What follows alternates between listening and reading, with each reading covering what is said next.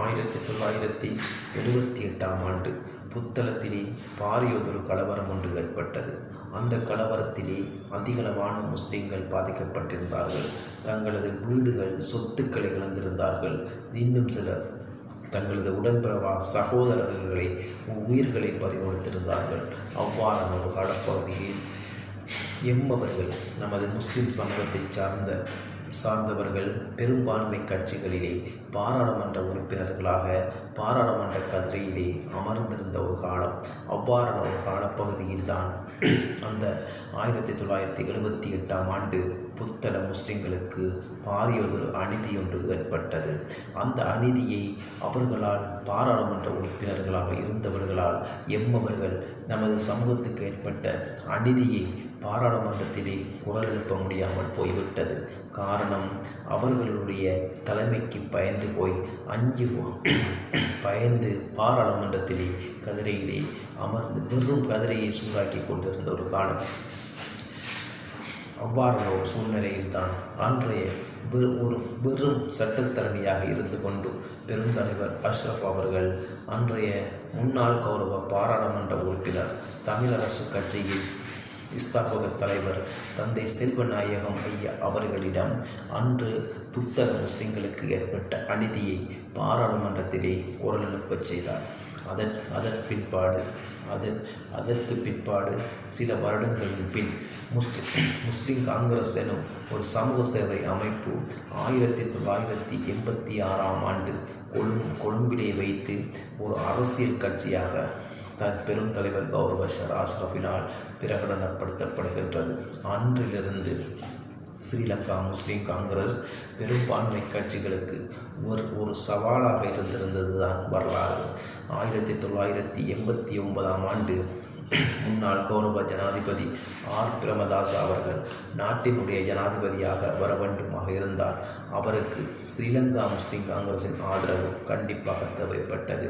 ஆனால் அவர் ஸ்ரீலங்கா முஸ்லிம் காங்கிரஸின் தலைவருக்கு அழைப்பு விடுத்த போது ஸ்ரீலங்கா முஸ்லிம் காங்கிரஸின் தலைவர் சர் அஷ்ரப் அவருக்கு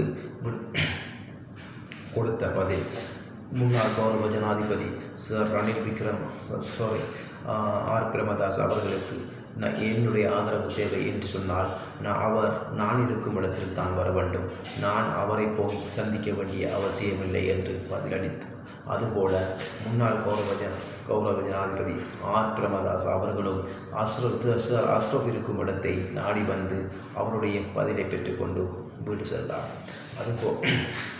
அதன் பின் பெருந்தலைவருடைய ஸ்ரீலங்கா முஸ்லிம் காங்கிரஸ் பல சவால்களை சந்தித்திருந்தது, பல கூட்டிக் கொடுப்புகளை சந்தித்திருந்தது.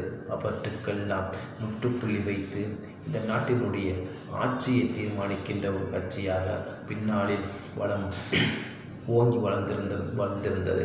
அதற்கு ஒரு உதாரணம் 1994ஆம் ஆண்டு இடம்பெற்ற ஜனாதிபதி தேர்தலில் முன்னாள் கௌரவ ஜனாதிபதி சந்திரிகா பண்டாரநாயக்க குமாரதுங்க அம்மையாரை ஆட்சியை அமர்த்தியது ஸ்ரீலங்கா முஸ்லிம் காங்கிரஸின் ஆதரவுடன். இவ்வாறு பல சாதனைகளை படைத்த முஸ்லிம் காங்கிரஸ் இந்த நாட்டிலே வாழ்கின்ற முஸ்லிம் சமூகத்தினருக்கு எந்த ஒரு பிரச்சனைகள் வந்தாலும் குரல் எழுப்பக்கூடிய முஸ்லிம் காங்கிரஸ் ஒரு கட்சியாக இருந்த ஸ்ரீலங்கா முஸ்லிம் காங்கிரஸ் 2000ஆம் ஆண்டு பெருந்தலைவருடைய அகால மரணத்தின் பின்பு இந்த கட்சியை பாரமெடுத்த தற்போதைய தலைவர் ரவுஃப் ஹக்கீமும் அவருடன் இருக்கின்ற கட்சியை சார்ந்தவர்களும் தங்களுடைய சுயநலத்துக்காக இந்த கட்சியை இன்று அழித்து விட்டார்கள். அதற்கு ஒரு நல்லதொரு உதாரணம் 2024ஆம் ஆண்டு 9ஆம் மாதம் 21ஆம் தேதி நடைபெற்ற ஜனாதிபதி தேர்தல்.